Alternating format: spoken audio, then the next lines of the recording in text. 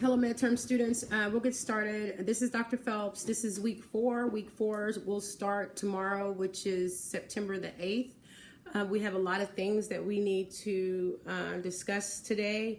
I wanted to have the module out yesterday, but they told us on Friday that progress had to be in today by 3. So that's pretty much what I've been doing all day. So I have been in a better mood because of being able to do grades today. I saw that a lot of individuals are just not participating at all. But we will talk about that after.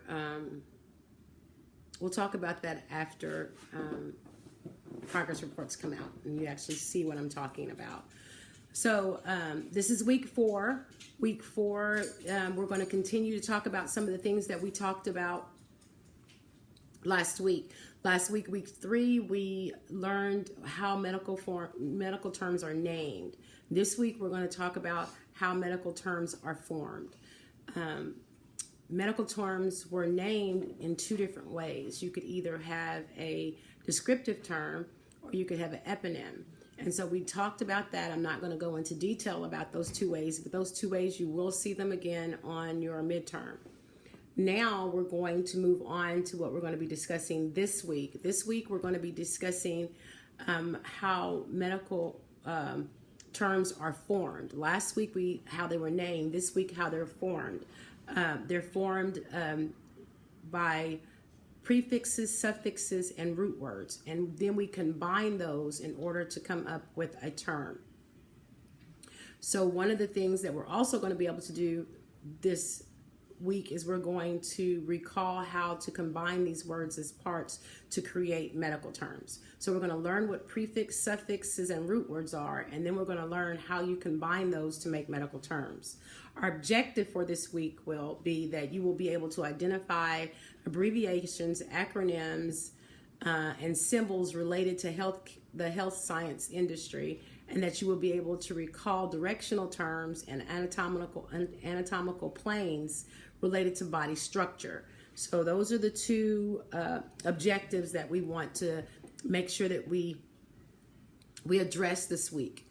How are we going to do that? We're going to do that the same way we did it last week. We're going to have a reading assignment, and then you're going to go to study.com and you're going to view a video, and then you're going to do week 2, actually it's going to week 4, quiz 2, and you'll see in parentheses, it'll say how medical terms are formed. And then we're going to have your synchronous lesson or your asynchronous lesson. Last week, I divided those into 2. So you had an asynchronous lesson tab, and then you had a synchronous lesson tab. And that really got confusing when it came time for me to grade. So this time, we're going to have 1 tab, and it's going to be just a discussion tab. The student will go in there, and you will, if you're asynchronous, you will go into the tab and you will put the information into the tab. You will answer the questions in the tab just like you did on the synchronous assignment last week. Asynchronous, you will go in and you will put the information in the discussion just like you did last week. Synchronous, those who were with me on Zoom, I will give you instruction in the Zoom class about how and when you need to put your answers for the discussion. For now, I need you just to read over it so that when we get together in the Zoom class, you can discuss it with me. It went really well last week, so I'm encouraged that it's going to be the same this week. So synchronous, we'll read over, and then you will wait until our discussion and we'll discuss it together. Asynchronous, you're going to read it and then you're going to answer the questions in the post, and you're also going to review a peer. So those are the assignments that we have this week. There are also 2 videos that I want you to watch. One of them is how to open your medical term ebook. Because starting next week, we're going to be in that ebook. You're going to be flipping through pages. You're going to be looking for answers. So knowing how to navigate back and forth in that ebook is going to be really useful for you. Now, the link talks more in detail than you need. You only need to listen to what they're talking to about the student handbook or the student ebook or the student workbook. Just look and see how they say navigate through the pages, how to turn to the pages, how to look for quick links, how to search in the, and it's maybe stuff that you already know how to do, but it's always good to go back so that you're not wasting time with something. It's about 10 minutes, but if you listen to the video, it will really help you to navigate the ebook. Remember that your password and your username is in the syllabus. The link to the book is also on the syllabus as well. The next thing you will see is how to submit a Google Doc, how to submit Google Docs in Canvas. And so it's going to be something like submitting documents in Canvas tab. And you're going to click on that, and there's 2 videos inside of that. One of them teaches you how to open up a document in Doc Hub. I don't know if you've ever used that before, but that's how I'm going to be assigning our assignments.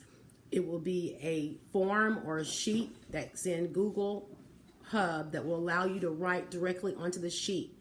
You will go to Doc Hub, you'll work on the sheet, you'll upload it into Canvas, and then from Canvas you'll be able to upload it directly. You'll do it, you'll go to the assignment will take you to Doc Hub. You will complete the assignment in Doc Hub, and then you will upload it into your Google Drive. And then from your Google Drive, from Canvas, you should be able to upload the document directly into your assignment page.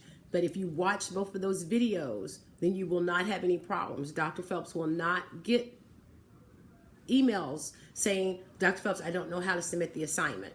Because when you do tell me that, all I'm going to say is to call me, and then we're just going to watch the video and we're going to take you through it. You can also come to the Zooms, because if you come to the Zooms, then you can ask Dr. Phelps any questions that you want to ask Dr. Phelps after each Zoom meeting.